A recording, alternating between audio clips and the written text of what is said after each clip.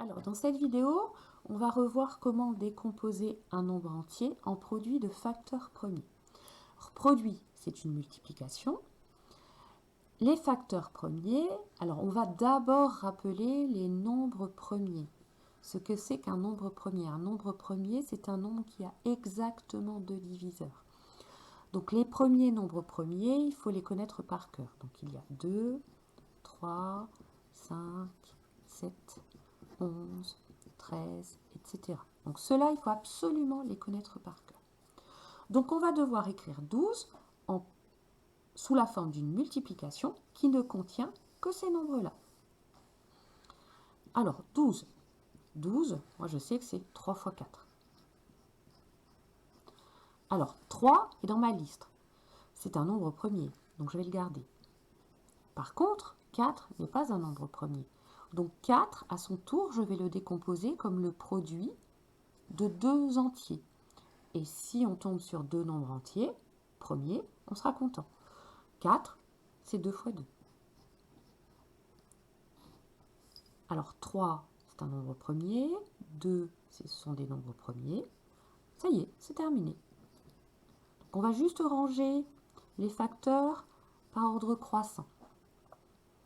On aurait pu se dire aussi que 12, c'est 2 fois 6. Alors 2 est un nombre premier, on le garde. Par contre 6 n'est pas un nombre premier, donc on va le décomposer en produit. 6 c'est 2 fois 3. Vous remarquerez que même si on n'a pas utilisé le même produit au départ, on obtient la même décomposition en produit de facteurs premiers. La décomposition d'un entier en produit de facteurs premiers est unique, à l'ordre près. Donc on va les ranger, comme ça on se rend bien compte qu'on a exactement la même chose. Alors pour 30, on peut se dire que c'est 3 fois 10.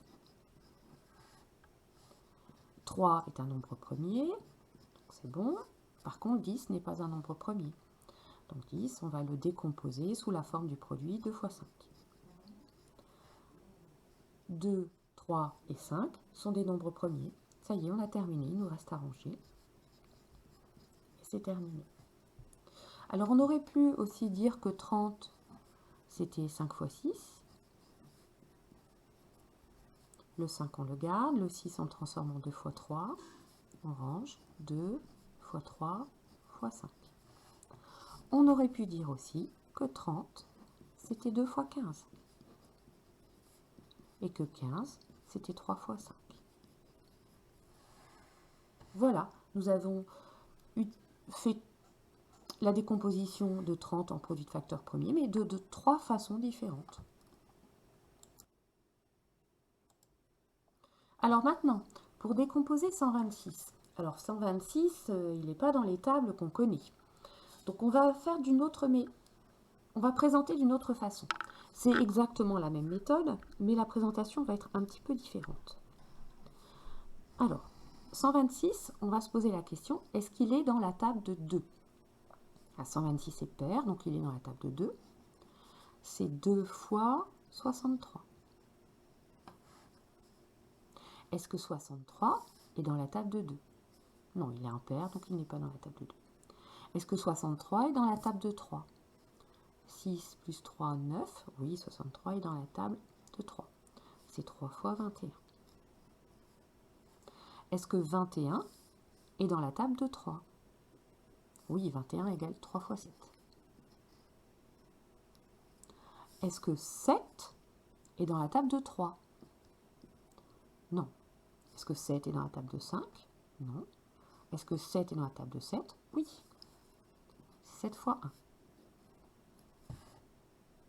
On obtient la décomposition. 126, c'est égal à 2 fois 3 fois 3 fois 7. On peut toujours aller vérifier aussi à la calculatrice. On va les calculer. 2 fois 3 fois 3 fois 7, ça fait 126. On va vérifier comme ça. On est sûr et certain de notre résultat. Voilà, c'est terminé.